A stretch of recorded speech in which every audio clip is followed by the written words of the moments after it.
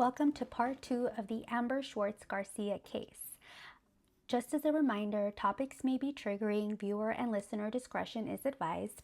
People mentioned are innocent until proven guilty in court. At 4:30 p.m., Kim's friend and her daughter arrive at the Swartz-Garcia home. They come inside the house and ask where Amber is. Amber's mom tells them that she was just on the front porch jumping rope. Kim's friend and her daughter tell her that they did not see her when they were coming in. I cannot even begin to imagine the gut-wrenching feeling Kim must have felt at that moment. They started looking for Amber immediately, knocking on doors, and even went by a nearby vacant lot. Amber liked to go and pick up treasures like rocks and sticks, but there were no signs of Amber anywhere. Kim called the police 45 minutes later and reported Amber missing. The police arrived within minutes. The fact Amber went missing 4 months after her dad, Officer Bernie Schwartz's death, and just 2 weeks after a superior court upheld James Odell's death sentence for the murder of Rena Aguilar and Bernie Schwartz, what first came to mind to police that it could be in relation or related to that. However, it was quickly ruled as having no connection. At around 5 p.m. on the day Amber went missing, a man took his daughter out for ice cream and they stopped at Alvarado Park in Richmond, California, approximately 6.5 miles away from Amber's home in Pinole. They witnessed a man grab a small blonde girl by the neck and threw her towards the floor of the passenger seat of his light blue and gray car and drove away. The man was taken aback by the scene but brushed it off as maybe a dad being rough, whether it was a heavy-handed dad or maybe something else he did not know. There weren't Amber alerts then, so he didn't know that a child was actively missing. But the witness did manage to write down with pen and paper, because we did not have a notes app back then, what he could remember of the license plate of the car, the description of the man, and the description of the little girl. The witness describes the man who grabbed the little girl as a clean-shaven, sandy hair and maybe he had a baseball cap on. He describes the little girl as small, maybe between 5 and 8 years old, with blonde hair. Kim would not find out about this tip until 5 years later. The next day after Amber's disappearance, it was a Saturday, police found a pair of child-sized pink socks nearby in an area that they had already searched. They asked Kim if they belonged to Amber. Kim described this as a blur because when they presented her the pink socks they found, she thought she saw something that appeared to be blood on them. She told the police that it looked like they could be the socks that she was wearing, but she couldn't be 100% sure. And as a girl mom, I could not agree more with when she tells the police something to the effect of, how many pink socks could there be? And on June 6, 1988, just 3 days after Amber went missing, a man named Timothy Binder showed up at the Swartz-Garcia residence and offered to help search for her. Standing 5 foot 6 inches tall, 150 pounds, blue eyes, Timothy appeared with a scruffy 5 o'clock shadow, the beginnings of a beard, and medium-length sandy hair. He was wearing a button that read, "I love kids."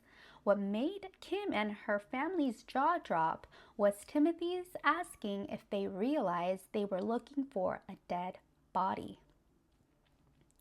On June 2nd, 1988, Timothy Binder sent Susan Bouguet, Angela Bouguet's mother, a letter just a day before Amber Swartz-Garcia disappeared. On July 7th of 1988, Timothy called Kim saying that there was a possible link between Amber's case and Angela Bouguet's case. I will honor her in a whole other video dedicated to her case, but just to quickly summarize it, Angela Bouguet was a 4-year-old girl who went missing on November 19th of 1983 from Antioch, California. Her mother's ex-boyfriend, Larry Christopher Graham, ended up being convicted for her murder, but at this point, only her body had been found. Timothy Bittner is also a whole other episode I'd like to do a deep dive on. But I do have to tell you that he has never been charged for any crime and is presumed innocent until proven guilty in court. That being said, I personally think that he is extremely creepy, his behavior is not normal, and is completely unacceptable. Timothy Bittner had a tendency to meddle in young missing girl cases, especially in the Bay Area. He has offered to help with the case of Amber Swartz-Garcia, Angela Bouguet, Eileen Mishaloff, Michaela Garrick, and Amanda Nikki Campbell. He would write letters to the missing girls and mail it to their families. He would also take advantage of his work computer at the Social Security Administration, collect the names and addresses of young girls, and would write them and send them money. Timothy's creepy light blue Dodge van with license plates were personalized, reading LOVYOU, love you. The inside and outside of the van was wallpapered with pictures of young girls, both missing and accounted for. The inside of the van was filled with crayon drawings. When Kim called the cops about Timothy Bittner, they already knew who she was talking about. The FBI was already watching him. On June 15, 1988, dogs tracked Amber's scent to Angela Bouguet's grave. And just as a side note, unfortunately, the assistance of scent tracking canines is not 100% admissible in court, nor are lie detector tests, but both certainly can and are used as tools for investigators. On June 9, 1993, Timothy filed a $25 million claim against Fairfield and Detective Harold Sagan. On September 21st of 1993, after Timothy Bittner was on the news, the man who saw the little girl and the aggressive man at Alvarado Park on June 3rd of 1988 called the Pinole Police Department. He tells them about the white man who was about 40 years old, maybe wearing a baseball cap, with dirty blonde hair, driving a beige and light blue car that looks something like a 1966 Pontiac Bonneville. He tells them about the little blonde girl. He adds that he was with his daughter and they were about 10 feet away, and he did not intersect for safety, and because he did not know that a child was actively missing, and he also didn't know if this could be a father being heavy-handed with his kid. Trying to be as helpful as possible, he adds that he had gotten off of work around 3:30 p.m. that day.